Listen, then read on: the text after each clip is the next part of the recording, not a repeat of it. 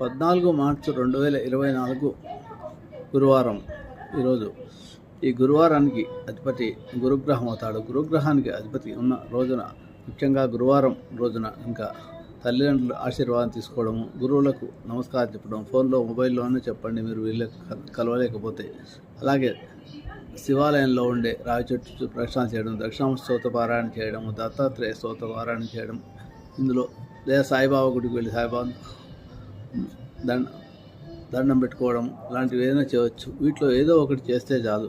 ముఖ్యంగా కలియుగ దైవం వెంకటేశ్వర స్వామి ఎలాగో సాయిబాబా కూడా ప్రతి జీవితంలో ఈ కలియుగంలో ఉండే మానవులకు మంచి మార్గదర్శకత్వం చూపిస్తాడు. ఆయనను పట్టుకుంటే తీరని సమస్య అంటూ లేదు.